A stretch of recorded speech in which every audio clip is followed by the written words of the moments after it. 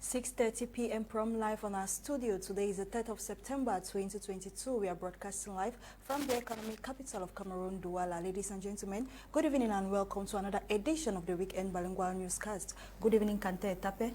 Good evening, Cynthia. C'est l'heure du journal bilingue de ce samedi 3 septembre 2022 sur Mamedia Prime TV.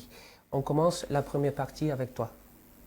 Ladies and gentlemen, to begin this newscast, bike riders and transporters in Bamenda 2 subdivision of the Northwest region have been urged to ensure effective back to school in the entire subdivision. The divisional officer, Machang Nicholas Nkongo, made the appeal during a task force meeting with the transport and bike sector in the Bamenda 2 subdivision to ensure the safety and security of school children as they go back to school come September 5th, 2022. Charles Kibwa reports from Bamenda.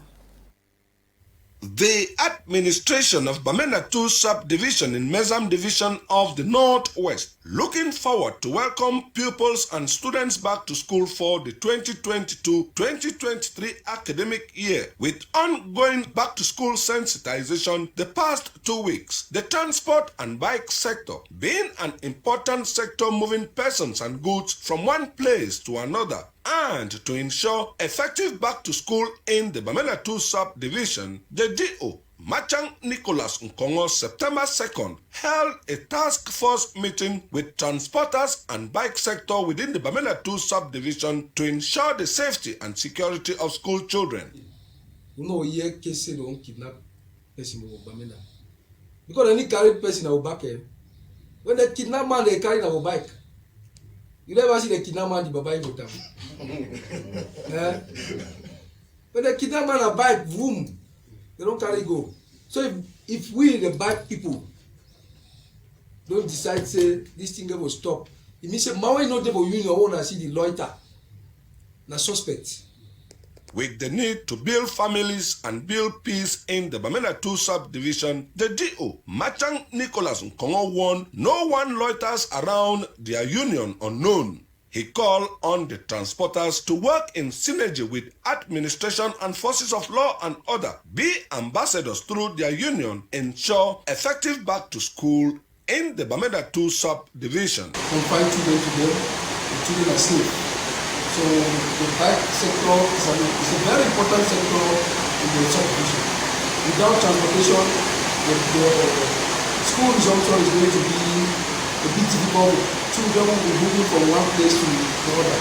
That's why I think it's necessary to call the bike sector and the transport sector in general to ensure that they guarantee the safety and security of the children and people's students in the transport. Chima International, charged with the garbage cleaning within Bamenda, was appreciated for work done clearing away garbage heap in preparation for an effective back to school, rallying youths in collaboration and initiative others should copy. The transporters through their EXCO members, while appreciate the DO for Bamenda 2 for the task force meeting, appeal for understanding with the forces of law and order as they transport children to school. Promise will not adhere to any ghost call and will ensure school children go to school and on time. As part of measure to promote back to school in the Momo division of the Northwest region, the Fon of Guzang, His Royal Highness Charles Mbanyam Sik Tiri, has donated school materials to kids in Guzang. The gifts were handed to 100 children at the courtyard of the Guzang Palace at Fon Quinta, tells us in the following report.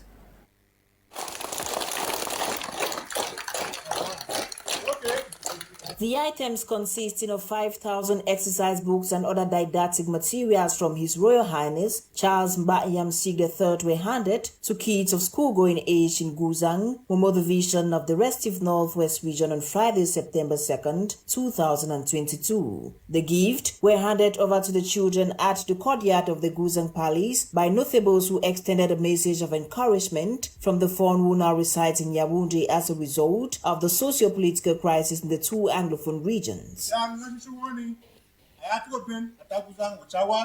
These items are from the phone, who has equally sent us to come with this important message for you.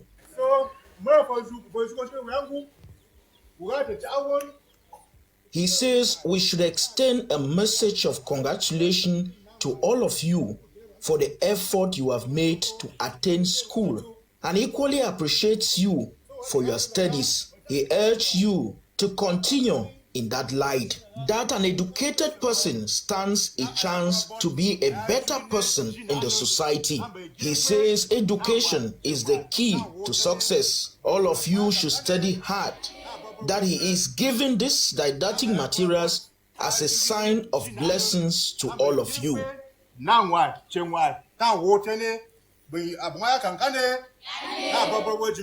While encouraging parents to send their kids to school, His Royal Highness Charles Mbah Sig III has appealed for peace to return in both Anglophone regions plagued by the over 6 years crisis. Café du CNC placé sur le thème de la responsabilité des présentateurs dans la conduite des débats audiovisuels. Cette première édition était modérée par Joseph Tchébonken Kalaboussé, ici même dans la capitale économique du Cameroun. Le président du Conseil national de la communication veut bien rendre les hommes de médias camerounais professionnels. Au cours des débats, certains doyens de la presse ont partagé leur expérience avec d'autres participants. Pour plus de précision, je vous invite à suivre cet extrait sélectionné par Lacha Kinsley. Je crois que c'est un sujet très intéressant parce que les Camerounais aiment les émissions de débat. Nous sommes dans une démocratie et il y a la diversité des opinions. Et il y a aussi la pluralité des partis politiques. Donc, et il y a aussi des sujets qui intéressent les Camerounais. Et les Camerounais aimeraient avoir des positions divergentes. Et c'est pour cela que les émissions de débat sont tellement intéressantes. Mais ce que nous constatons, c'est que ces débats ne sont pas menés professionnellement. Pas tout et pas chaque jour, mais nous constatons qu'il y a des jours où il y a des dérapages.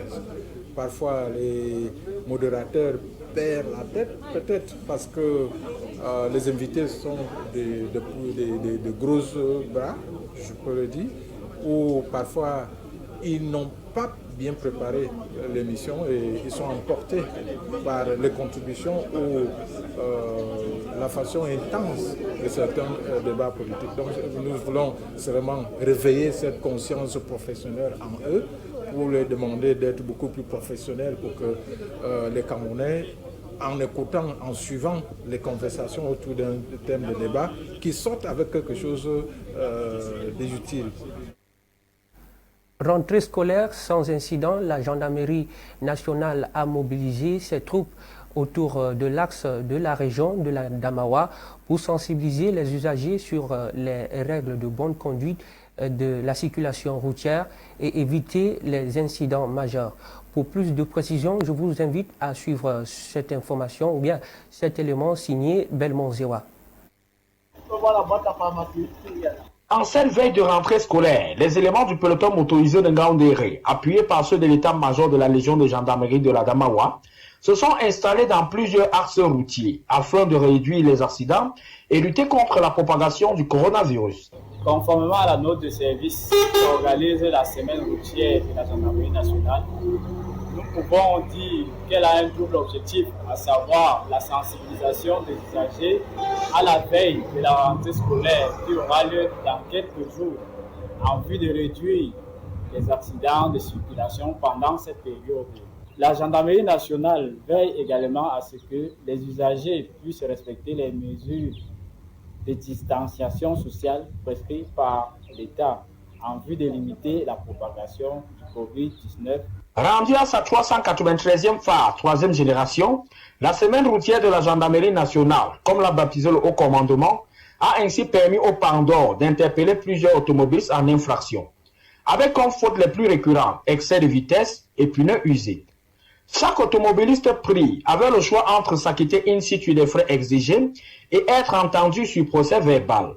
Le montant des sanctions varie entre 3 600 francs CFA et 25 000 francs CFA. Soit vous payez l'amende pour 25 000 francs, soit vous verbalisez une faute de personne. Un chauffeur a de lourdes responsabilités. Parce que vous portez des pères, des familles, des enfants, ainsi de suite. Une simple faute comme ça, paf, c'est terminé. Tout est foutu. La gendarmerie nationale invite ainsi les usagers routiers des axes Yamba Ngaounderembe et Ngaoundere Touboro au respect des règles du code de la route. Cette semaine routière de la gendarmerie nationale, qui a débuté le 1er septembre dernier, prendra fin le 4 septembre prochain. The non-governmental organization Street Child, in partnership with LUCMEF and the Orange Foundation, has donated didactic materials to 50 unprivileged children in Douala. These donations, made yesterday, the 2nd of September 2022, was aimed at helping children go back to school this academic year, as Njoingong tells us in the following report. It is back to school for the 2022-2023 academic year, and there is only one way to make these kids smile. The non-governmental organization Street Child knows just the right way to make it happen. 50 Happy Street connected children in the littoral region on September 2, 2022 received support in the form of school fees, school uniforms, school bags, books and other didactic materials necessary for them to go back to school.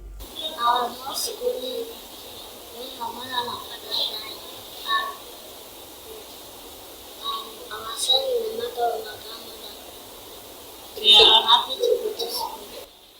am here now to thank Street Child.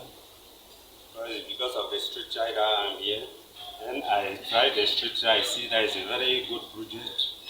Yes, it's a very good project because they make us to benefit. As example, I can show this bag. These donations, made in line with Street Child Street to School program, targeted a total of 1,390 children in Douala alone. Children as well were asked to tell their parents to tell us whether they'd be willing to go back to school. So on that basis, we now ask 50, which we think is still very minute, like the other speakers before me have said. We need resources to be able to scale up such a project beyond the littoral region, to the west region, to the center region, and to the other regions of Cameroon who are playing host to the victims of all the crises that are currently plaguing our country.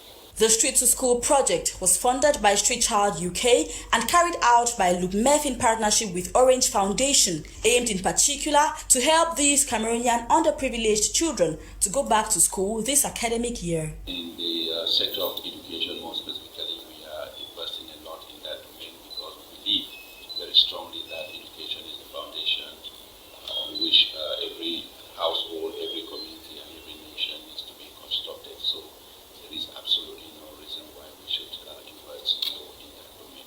Among other dignitaries, the ceremony was graced with the presence of the British High Commissioner to Cameroon, who reiterated the UK's commitment to education in Cameroon, especially in the context of the ongoing crisis in the northwest and southwest regions. Well, it was an honour to hear all of their aspirations and all of the children who are going back to school, and they talked about being teachers, pilots, and head teachers and doctors in the future. I think my message to them, my encouragement to them, and so on, so thanks to go back to school, is to dream big, work hard, and keep going. With only a few years of existence, Street Child organization has succeeded to establish bases in over 25 countries worldwide and has provided assistance to 706,000 children so far. The organization envisages the empowerment of as many children as possible, giving them the right means to foster in education. South Korea will disburse 110 million francs CFA for water supply in Cameroon for 4 localities in the central region of the country. This donation was made known recently to the Minister of Economic Planning and Regional Development, Alamin Usman. May we get the details in the following report. South Korea has donated $200,000, which is equivalent to 110 million francs CFA, to Cameroon to facilitate access to drinking water in 4 villages of the central region of Cameroon. The donation will make it possible to install the drinking water supply system powered by solar energy. This project consists in building in each locality around a borehole, a water tower with a capacity of 10,000 cubic meters and each equipped with 2 taps. These photovoltaic equipment have the advantage of providing drinking water without an electronic generator, thus facilitating use by households. According to the Minister of Economic Planning and Regional Development, Alamin Usman May, this donation from the Korean government is an expression of these countries' friendship, trust and commitment to the development of Cameroon, both at the decentralized and centralized levels. This project should contribute to the improvement of water supply in the Center region. The other regions of Cameroon are also far from universal access to drinking water. In order to improve the supply of water to the population, the Cameroonian government is planning to build 25 simplified water supply systems in the North region. This project was announced in July 2022. Bilan de la campagne d'éducation civique, 7 arrondissements du département du Fundi ont clôturé leur conclave jeudi dernier dans la ville de Yaoundé. Ce fut un moment propice pour les députés jeunes de faire le point sur diverses descentes de sensibilisation et d'information sur le terrain. Jean-Paul Kébon raconte. L'arrondissement de Yaoundé 2 a été l'hôte de cette rencontre, ô combien capitale et nécessaire. Car depuis plusieurs mois, une campagne d'éducation civique a été initiée et lancée dans le Fundi, avec pour acteurs sur le terrain les députés jeunes de tous les 7 arrondissements que compte le département du Fundi. Au terme de ces activités, une mise au point s'impose. Les députés jeunes du Fundi ont pris à bras le corps ce souci. Prenant la suite du gouvernement, nous avons fait des activités de relais sur le civisme, le patriotisme et qu'on sort sur le terrain. Nous savons que notre jeunesse est en proie à plusieurs fléaux qui minent, qui exposent notre avenir et notre quotidien. Yaoundé 2 qui a mené des ateliers, des travaux de sensibilisation dans le cadre bien évidemment des violences qui se portent ici, qui se sont portées. On a vu des bombes et autres, vous avez dit. Il y a eu des ateliers avec le sous-préfet pour sensibiliser, informer et former ceux qui n'en ont pas un certain nombre de connaissances et de formations. La tutelle n'est pas en reste, car diligenter, orienter étaient les grandes lignes pour aboutir à un résultat positif dans l'arrondissement et par ricochet dans le département. Je suis satisfaite parce qu'à un moment donné, on vivait l'incivisme chronique dans les réseaux sociaux, les forats de Yaoundé 2. Mais maintenant, tout a cessé. Les jeunes sont devenus responsables. Ils utilisaient les réseaux sociaux uniquement pour les recherches et non pour insulter les autorités. Nous avons pensé que, compte tenu du fait que nous sortons de la période des vacances où il y a eu beaucoup d'activités, il est de bon ton qu'on fasse un point avant de lancer la rentrée scolaire et universitaire. En espérant que l'objectif a été atteint, il ne reste plus qu'à espérer que les jeunes suivront les consignes données, surtout en cette veille de rentrée scolaire et académique. Inutiles, eh bien, plusieurs travailleurs ont été édifiés sur le thème responsabilité ou bien intelligence financière et adaptabilité dans la semaine. C'était au cours d'un séminaire de renforcement de capacités organisé par Go Ahead Africa à l'hôtel Aqua Palace, ici même à Douala. Pour plus de précision, je vous propose de suivre cet élément. Intelligence financière et adaptabilité, c'est le thème de ce séminaire de renforcement des capacités des travailleurs tenu ici à Douala dans la semaine à l'hôtel Aqua Palace. Éduquer les populations et précisément les travailleurs, les salariés à une intelligence financière, à la finance personnelle est le commencement ou le début d'une éducation à la réussite. À la réussite financière, nous avons vu tout à l'heure l'impact qu'avait une mauvaise finance personnelle sur la stabilité, sur sa stabilité personnelle. Le bilan des travaux liés à ce séminaire est plutôt positif. Participants, en disant dans les yeux, avaient véritablement envie. Il y avait un réel engouement. La preuve, ils sont encore là. Ils ne cessent de poser des questions. Vraiment, je souhaite que ça se poursuive. D'ailleurs, j'ai eu conseil carrément d'ouvrir une université pour que ce ne soit pas que des formations comme celle-ci. Vivement qu'on continue, que l'aventure continue. Les thèmes de management sont souvent mal aimés par la plupart de façon générale. Mais quand il s'agit de l'argent, ça devient intéressant. Et je trouve que l'intervenant était particulièrement pertinent sur ce point-là. Et encore une fois, la leçon de M. Kouemen aussi était très intéressante sur ce sujet-là. Si l'essentiel n'est pas seulement d'avoir un compte financier bien fourni, le plus important, c'est d'assurer la gestion. Les participants de ce forum d'échange ont suffisamment été édifiés sur la question. Fini les dépenses inutiles. The Minister of Secondary Education, Pauline Nalovial-Lyonga, has signed a release for the creation of 7 new technical schools ahead of the academic year 2022-2023. This comes shortly after teachers complained of being understaffed, as Katrine Kongwe tells us in the following report. 7 new government technical colleges have been created ahead of the new academic year in Cameroon, which begins on Monday, September 5, 2022. This information is contained in a communiqué signed by the Minister of Secondary Education, Pauline Nalovial-Lyonga. The creation of these schools in some parts of the country have left many teachers in the sector perplexed, as it comes shortly after teachers, members of the OTS Strive movement, had complained about being understaffed. As some say, a recruitment process of more teachers would therefore have been more welcomed by them as compared to the creation of new schools. In the West region, 2 government technical colleges have been created, GTC Tongong in Bacham Subdivision, Bambutus Division, and GTC Mandinga Plateau in Malantwen Subdivision, Nun Division. GTC Ngona has been opened in the Center region, 3 in the Far North region, GTC Fotokol, GTC Waza, and GTC Sekule, and 1 in the South, GTC Mahan. Note that few days back, the Minister of Secondary Education had a meeting with teachers in order to fine-tune measures for a smooth running of the academic year 2022-2023 after teachers had threatened to go on strike should the government fail to provide possible solutions to their problems. And now the Board of Trustees of the ICT University have offered a free tuition-based scholarship to Mrs. Branhilda Kawas for passing the GCE advanced level at the age of 43. Nikotako completes the story.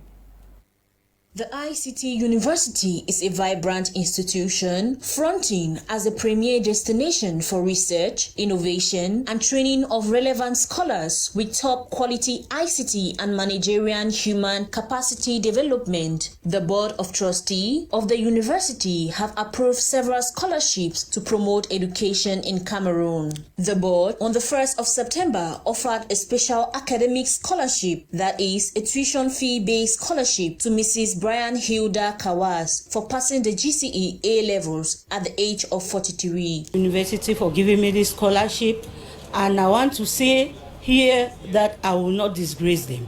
I think I will put in all my best to see that I come out in 3 years outstanding. I pray that God will give me the strength to go further in my academics, and I want to say that God that has been with me will never disappoint me.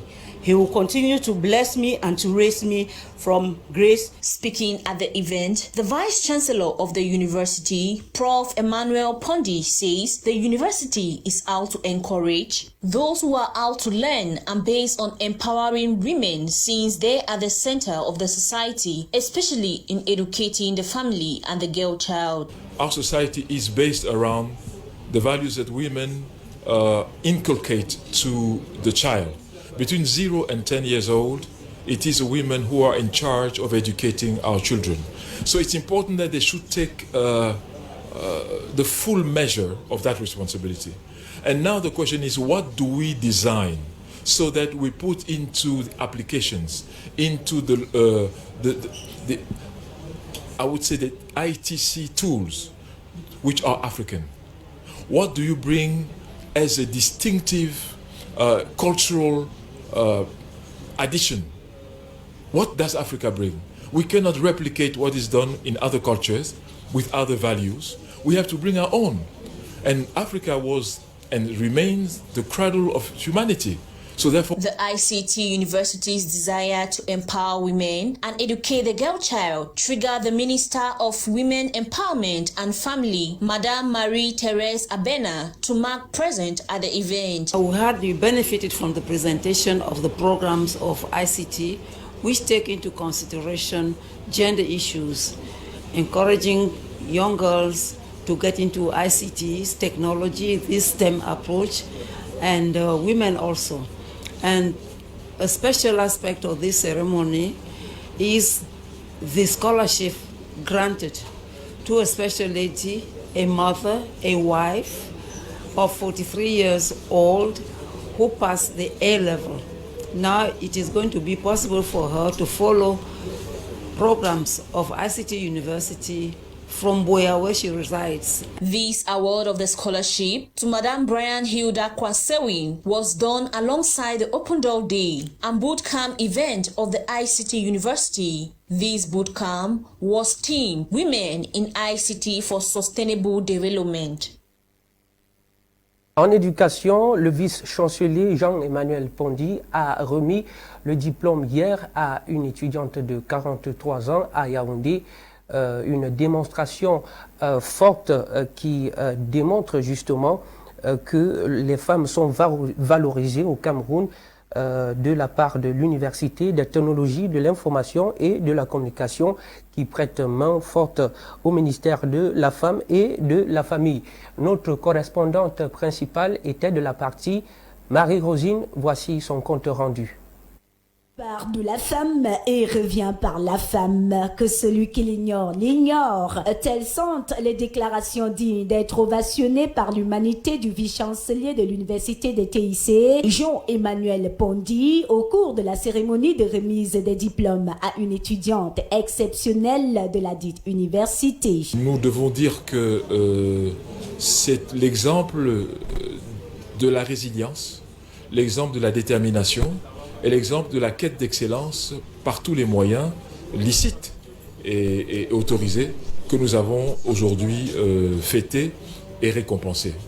Donc ICT se positionne dans ce créneau et pense que sans les femmes, la société ne peut pas avancer. C'est une illusion que de le croire. Nous sommes satisfaits parce que nous voyons qu'il y a de l'engouement et le siècle qui est le nôtre est le siècle des TIC.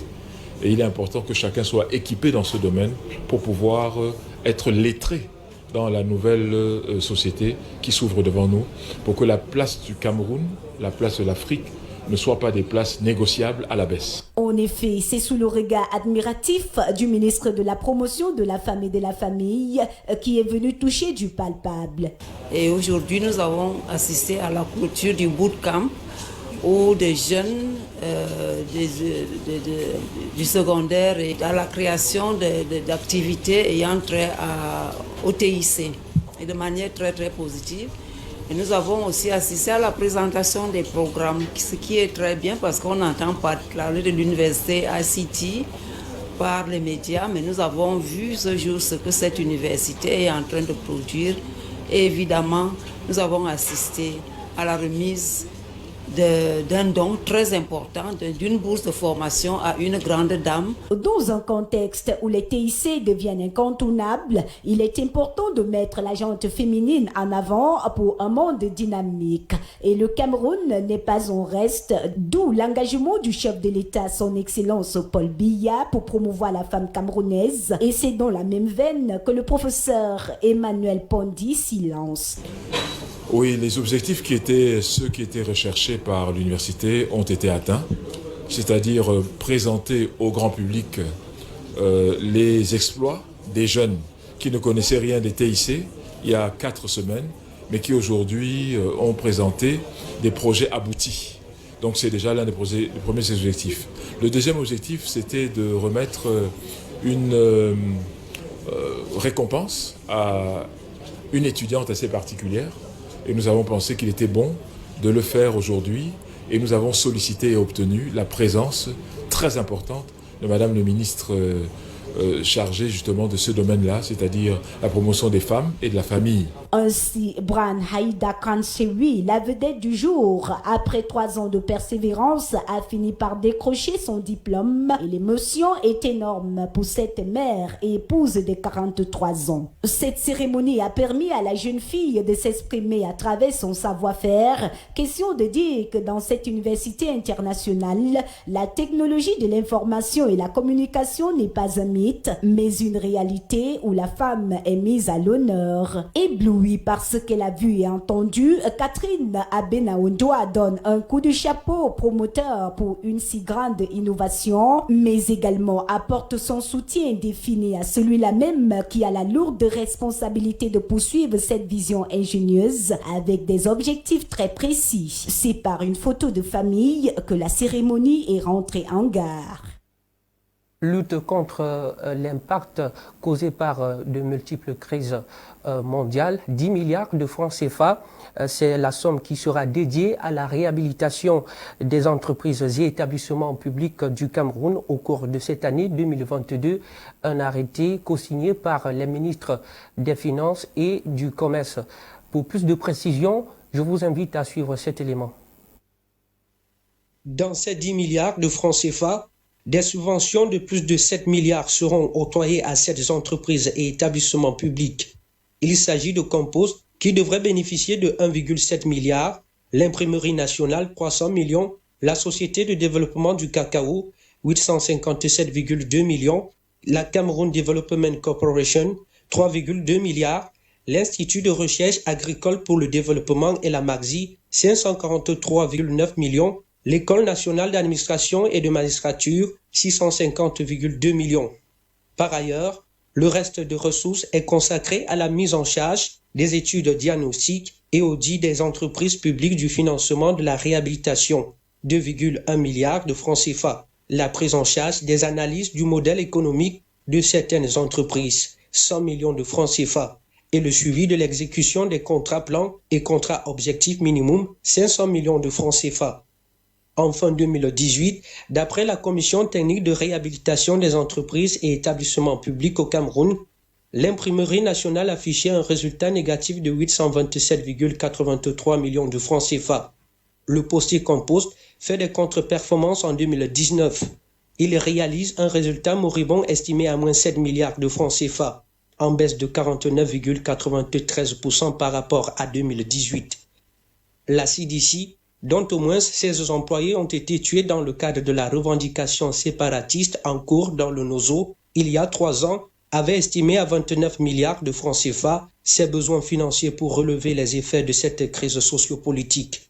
Toutefois, les 10 milliards de francs CFA octroyés par l'État à travers l'arrêté co-signé par les ministres des Finances et du Commerce sont une bouffée d'oxygène pour ces entreprises publiques dans le cadre de leur sauvetage. Et c'est sur ces dernières images que nous mettons un thème à cette autre édition d'information bilingue sur Mamedia Prime TV. Mesdames et messieurs, merci de nous avoir suivis. Passez une excellente soirée. Cynthia, bonne soirée. Good evening, Kante Kape. Ladies and gentlemen, thank you for staying with us throughout this news edition. Remain tuned to our numerous programs. See you tomorrow. Good night.